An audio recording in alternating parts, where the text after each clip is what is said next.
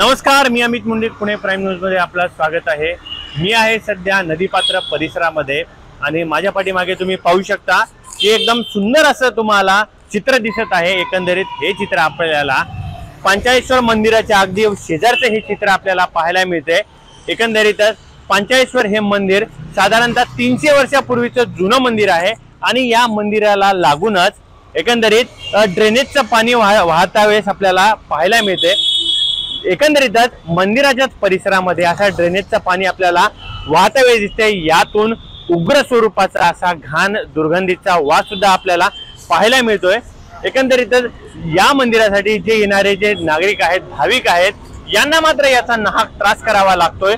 आणि तुम्ही जसं पाहू शकता की पावसाळ्यामध्ये आपण याचं कारण असू शकतं की नदीचं पाणी इथपर्यंत आलं म्हणून हे घाण असू शकते। मात्र आता पाऊस संपून देखील इथे मोठ्या प्रमाणामध्ये नालीचं पाणी आणि यामध्ये दुर्गंध आणि यामधून आपल्याला मच्छर देखील याच्यावर बसलेले आपल्याला पाहायला मिळत आहेत।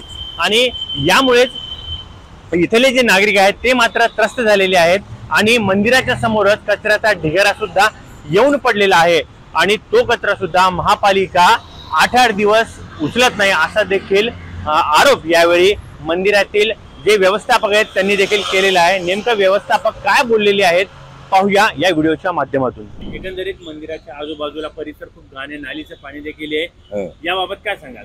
काय नाही, स्वच्छता राहावी हीच आमची इच्छा आहे। हे आम्ही मंदिरातर्फे सगळं बुजवून व्यवस्थित करून घेतलंय, पण इथं लोक आणून टाकतात कचरा रात्रीचे। कोण असतं इथं? रात्री कोण पहारा ठेवणार आहे? जर रात्रीचे बघा देवारे हे सगळा कचरा पोती आणून टाकून जातात, गाडीवर येतात, जातात, टाकतात, जातात निघून पुढं। काय करू शकतो आम्ही त्याला? साधारणतः मंदिर किती जुनं आहे? 300 वर्षापूर्वीच आहे। अच्छा, बरं। आणि एकंदरीत इथली वारंवार म्हणजे मंदिराच्या बाजूला लागूनच नालीचं गटाराचं पाणी वाहतंय। हो, ते त्यांना आम्ही दाखवलं तर ते म्हणले आम्ही काय करू शकत नाही त्याला, ते बाहेर आहे, तुमच्या तिकडे काय अडचण नाहीये तुम्हाला त्याची। अच्छा, असं सांगितलं त्यांनी आम्हाला। कोणी सांगितलंय? हे आम्ही कॉर्पोरेशनच्या लोकांना सांगितलं, त्यांनी सांगितले। अच्छा, बरं। मंदिराच्या समोरच कचऱ्याचा ढिगारा सुद्धा दिसतोय। हो, ते आणि आठवड्यातून एकदा येतात उचलून द्यायला, रोज येत नाही।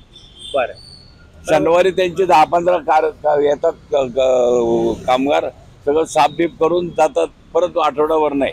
अच्छा, बरं। कचऱ्याचा त्रास होतो का नाही? त्रास होतो ना आम्हाला, पण दर्शनाला येणाऱ्या लोकांना त्रास होतो त्याचा। पण एकंदरीत मंदिराच्या समोरच असा कचऱ्याचा ढिगारा हे योग्य आहे का? नाही वाटत ना आम्हाला। आम्ही त्यांना सांगतो की हे काहीतरी उचलायला किंवा इथं पेटी आणून ठेवा, काहीतरी करा, तर ते कलश आणून ठेवला होता, ते कलश पण घेऊन गेले। अच्छा, आता काय मागणी आहे? आमचं काय नाही, स्वच्छ राहावं एवढीच आमची मागणी आहे। मध्ये खासदार पण येऊन त्यांनी सगळी साफसफाई केली, तेवढं दाखवलं तेवढं की आम्ही इथं नेहमी साफ करतो म्हणून। इथे स्थानिकचे कोणते राजकारणी येत नाहीत का?